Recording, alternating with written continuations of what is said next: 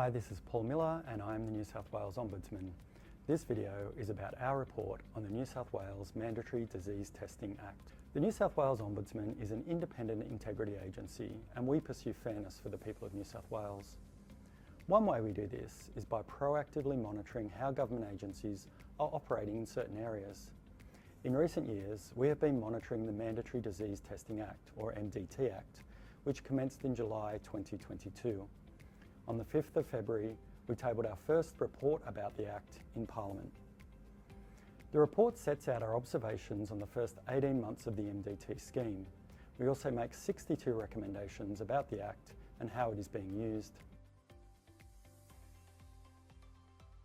The MDT Act provides that a person can be ordered to undergo a blood test for certain diseases, such as HIV and hepatitis. This can happen where, as a result of that person's deliberate action, the person's blood has come into contact with a frontline worker, such as a police officer or a hospital worker. After consulting with a doctor, the worker can apply for a mandatory testing order against the person. The idea behind the scheme is that testing the person might assist in allaying any stress or anxiety the worker could be facing about potentially having contracted a disease. Or, if the person does test positive to a disease, this can be taken into account when considering medical treatment or other action to be taken by the worker.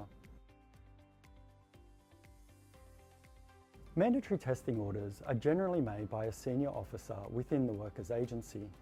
However, if the person to be tested appears to the senior officer to be vulnerable, the senior officer can apply to the court for an order. Vulnerable, under the Act, means being aged between 14 and 17 or being an adult with a relevant mental health or cognitive impairment. Orders cannot be made if the person is under 14.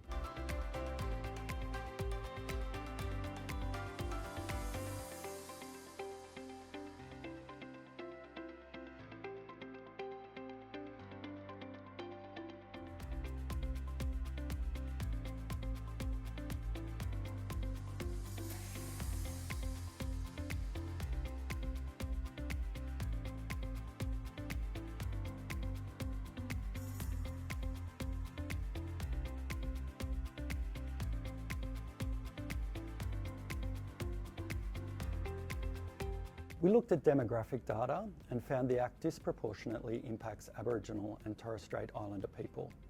They are represented in 28% of MDT applications. Young people were also overrepresented. People aged 18 to 24 were subject to a third of all applications, but comprised less than 10% of the population. Interestingly, while most applications were made in relation to men, within correctional facilities, female inmates were 4 times more likely to be subject to an application compared to male inmates. As part of our monitoring, we also conducted a survey of workers who had made an application. This did not identify any evidence that the Act is improving the health and well-being of those workers. We also concluded that senior officers in agencies don't have the appropriate tools and information to be making determinations about these orders, and that privacy and other procedural protections for the people being tested, including those who may be vulnerable, are largely ineffective.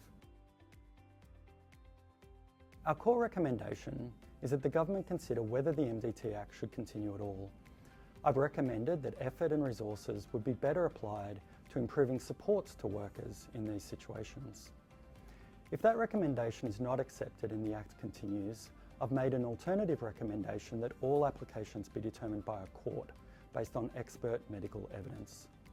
There are a further 60 recommendations aimed at clarifying problematic aspects of the Act and ensuring the scheme is administered as fairly and transparently as possible. We'll continue to monitor and report on the MDT scheme and obviously await the government's response to our recommendations. The MDT Act itself now requires that there be a review conducted by the Minister.